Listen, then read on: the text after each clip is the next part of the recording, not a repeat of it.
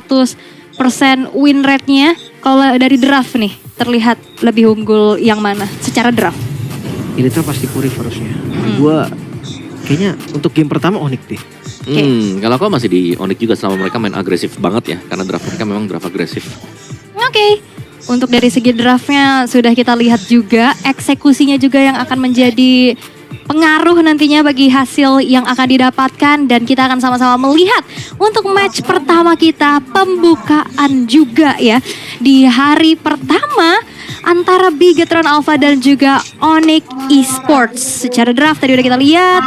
Dan apakah panggung internasional perdana bagi Xavero ini akan menjadi ajang pembuktiannya juga bagi dia? Yap, benar. Karena begitu banyak hero-hero yang sudah ditarget tadi ya. Dari dimulai Ranger, Harit, Banyak sampai Bruno juga di band. Dan akhirnya ada Irithel yang dipakai dengan dia. Karena Moskov yang diambil tadi dengan Eman. Iya, di deny pick, duanya di target band. Wah, itu tadi udah bener-bener diincar banget sih. Tapi ya dia harus siap, Om. Jujurnya dia harus siap dengan hal itu. Yap. Dan track record ini Moskov kan bisa sampai late game nih. Oke, dan kita akan sama-sama melihat langsung game yang pertama, match pertama di hari ini antara Onyx Esports dan juga Bigetron Alpha di Land of Dawn. Let's go. Oke. Game pertama penentuan dari dua tim Indonesia yang bertemu di match pertama kita. Bahkan dengan langsung di emblemnya ternyata, Om. Yap. Emblem fighter ya berarti ya. Emblem tank. Dengan adanya Brave Smite yang dipakai dengan Lutfi nih. Sama-sama emblem tank juga. Jadi memang penggunaan dari Guinevere sebenarnya memancing penggunaan Purify yang kita lihat Xavero. Iya kan? Wajib untuk menggunakan Purify. Karena gue ngerasa kalau dia nggak Purif bahaya sih. Bahaya ya. ya. Dan ternyata Luke dengan Guinevere-nya, Om. Bukan sebagai roamer ya. Dan Gatot Kaca ditaruh untuk menjadi roamer juga. Dan sekarang Kiboy sebenarnya agak sulit sih kalau dia mau ngelempar siapa ya. Karena secara di early game damage-nya mungkin tidak cukup untuk bisa langsung melakukan burst down ke Gatot Kaca. Oke. Tergantung dengan nanti turtle pertama mungkin ya.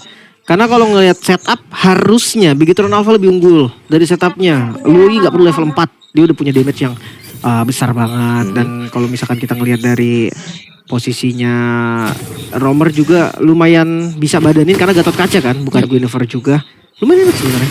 Ya, benar Lutfinya bakal digeng seharusnya. Langsung coba dimakan ke bagian depan Lutfi. Lumayan sekarang tapi belum cukup untuk dapetin point kill. Ya, dan belum level 4 juga untuk Lutfinya. Ngambil di mid kah? Level 4 untuk Lutfi? Nope. Kembali lagi ke lane karena masih sama-sama level 3 ya. Lutfi butuh Infernal Pursuit untuk mengejar lawan-lawannya juga. Sehingga ini memudahkan loh untuk Super Ken mendapatkan turtle yang pertama. Itu dia. Sudah level 4 dari Suns, tapi zoning dari Light juga mulai dilakukan.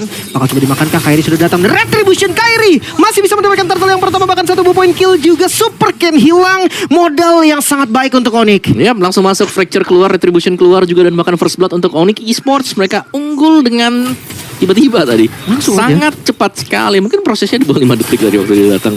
Bahkan merasa jadi kayak dibantuin turtle gak sih? Benar, karena yang teacher look. Satu gol lompatan masih terkejar juga. Itu dia Unstoppable Force. Nggak bisa di stopin. Iya, dan ya, jangan sampai kalian melupakan ya. Dengan adanya Jowhead berarti tadi dari Kairinya dia melakukan fast farming. Iya. Orange buff-nya dibantu. Makanya tadi 5 ya, Om ya. Beda 1 level. Udah pede lah dengan retribution-nya. Back on track lagi sekarang. Purple buff. Dan langsung unggul sekitar 1 level. Sebenarnya nggak terlalu jauh. Tapi ini lumayan banget. Ya, dibandingkan dengan Super Ken yang kita tahu kan. Level 3 dari Sue yang harus aktif untuk mencari sesuatu. Nah, Tapi dia masih ya nggak dapetin apa-apa. Belum bisa melakukan apapun juga. Dan akhirnya harus farming saja. Yang pada ujung-ujungnya ini akan menguntungkan untuk Onyx Esports.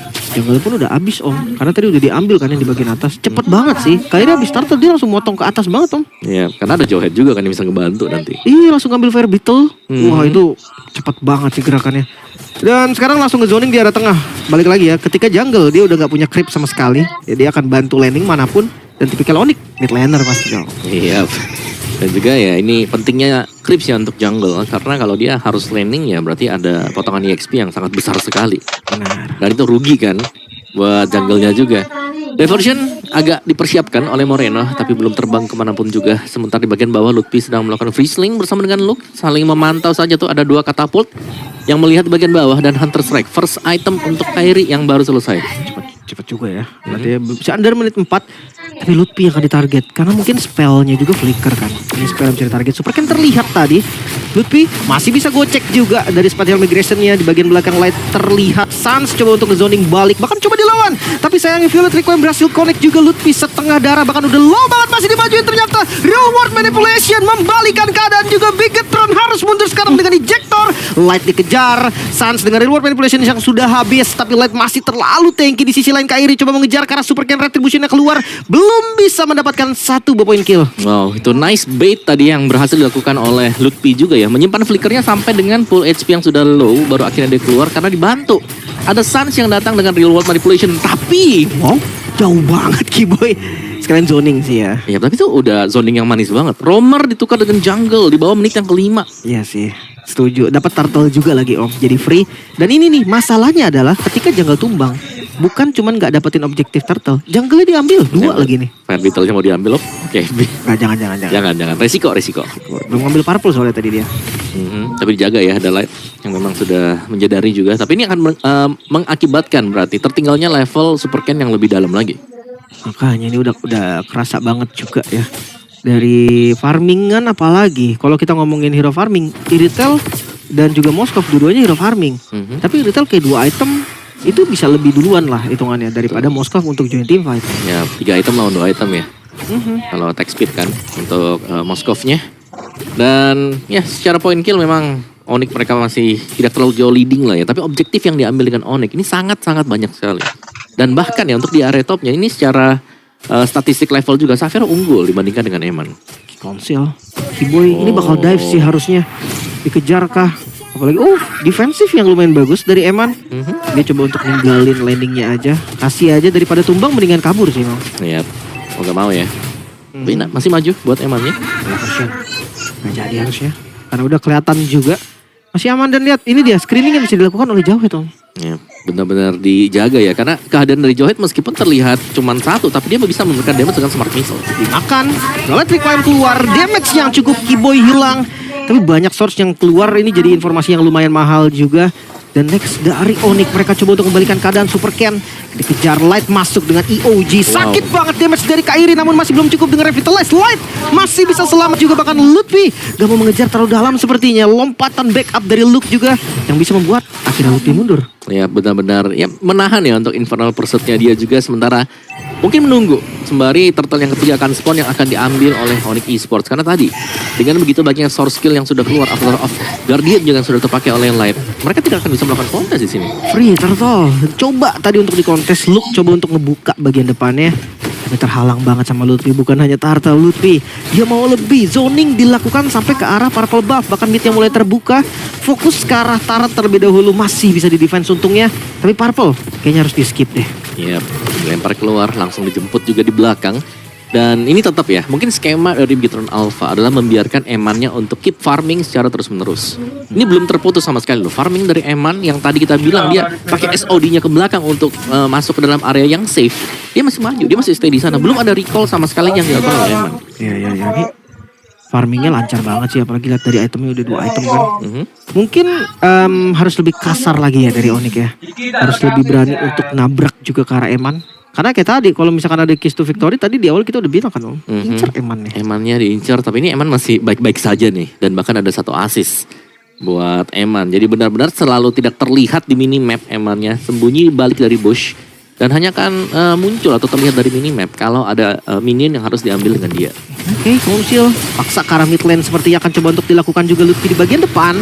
Hanya untuk zoning namun duality yang cukup sakit. Flicker mau gak mau harus digunakan juga. Lutfi masih selamat. Iya, tapi AOG kembali harus dipakai tadi. Diversion. Bagian belakang sadar sepertinya teman-teman dari Onyx.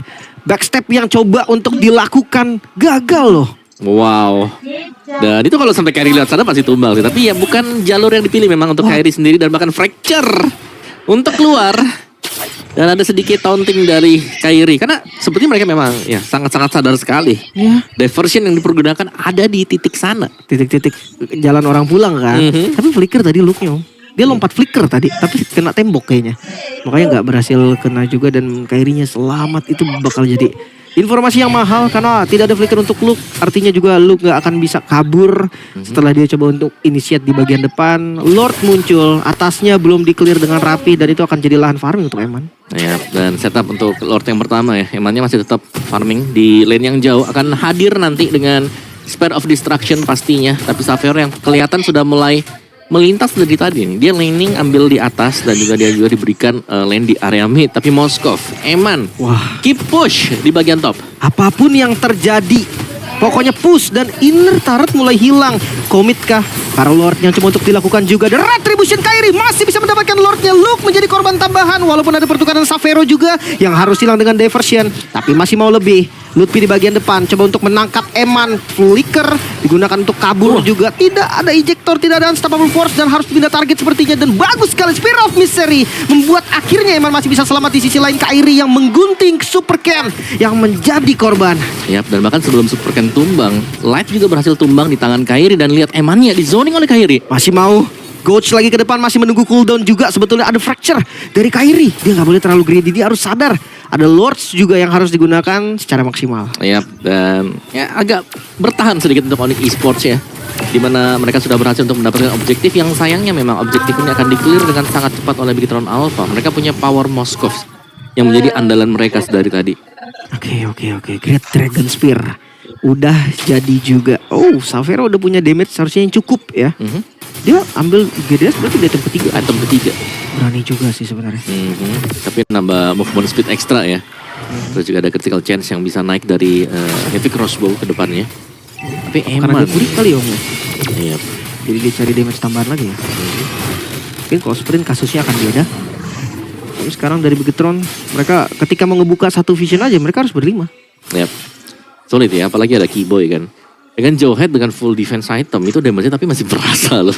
Itu pasifnya kan. Pasifnya dari Smart Missile kan. Makanya sekarang bukan cuma nambah damage dari Jawhead doang, nambah luka sekarang. Agak luka. Jadi ya kena pasif Jawhead yang gebuk Kairi pun nanti akan tetap nambah damage Kairinya.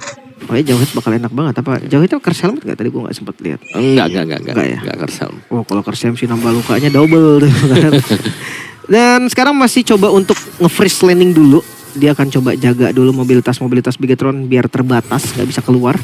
Ini setengah river lebih bahkan. Ya, tapi seunggul-unggulnya Onyx Esports sekarang ya, tapi mereka goalnya nggak terlalu jauh. Ini masih akan bisa dikejar oleh Bigetron Alpha dengan ya mistake yang kalau dibuat dengan Onyx Esports langsung terpanis dan ini bakal ke swing balik nih membuat goalnya. Jadi ini akan cukup menentukan sebenarnya untuk enhance Lord yang bakal diambil juga setup yang wajib bagus juga dari Onyx Esports. Dan jangan lupakan ya karena ada Loyi yang hadir buat sisi dari Bigetron Alpha, mereka harus juga mengecek bushnya nih yang menjadi PR. Iya. Defense item. Bahkan kalau kita lihat dari Lutfi ini pecahan-pecahan item aja om. Ya belum ada yang jadi sama sekali ya. Ya Thunderbolt doang satunya. Cuman buat ngepanis Lutfi sih ekstra kerja keras ya. Banyak source pasti yang kebuang. Nah ya, dan itu belum tentu tumbang om. Karena itu unggul level. Wah dikasih lagi purple-nya. Super Ken udah di 14 memang. Tapi karena udah masuk di menit ke-12, ini hitungannya cukup lama ya buat jungle. Ya, misalnya 10-11 ya biasanya. Dia lama-lamanya Paling lama 11 lah. 11 lah harusnya. Tapi ini ya karena kondisinya under juga sih. Jadi nggak bisa terlalu gimana-gimana. Blade of Despair, wow, damage. Light juga ada Radiant Armor ya. Dan bahkan yang melakukan poking terlebih dahulu terhadap Enhanced Lord. Bigetron Alpha, mereka sudah hadir di sana. Emang sekarang ada di sini juga om? Yap, ini mau all in kayaknya. Oh di komit kah? Udah mulai ditarik ke bagian belakang. Diversion, vision yang tidak terlihat juga looknya. Dipindahkan ke belakang, namun Eman sekarang tertangkap juga. Hilang langsung dari Eman. Sang damage dealer terbesar langsung dia acak-acak juga di bagian belakang. Super Ken di zoning oleh Lutfi. Moreno menjadi korban. Bahkan EOG dari Light gak bisa menyelamatkan hari dari Bigetron. Bakal mencari 4 killnya dan Light pun hilang. 4 member langsung hilang. Yap, dan ini akan langsung dipush oleh Onyx Esports. Mereka bisa mendapatkan mid base turret sekarang. Oh ini lurus gak sih om? Mereka bahkan gak mau ngambil Lord, tapi tinggal sedikit sebenarnya, satu buah katapult saja. Apakah mampu karena Super Ken yang dikejar di bagian belakang. Zoning dilakukan terus menerus, masuk minionnya, fokus ke arah objektif dan Onyx Esports langsung mendapatkan game yang pertama. Kemenangan yang cukup cepat tadi berkat kesalahan yang dilakukan setup di Lord.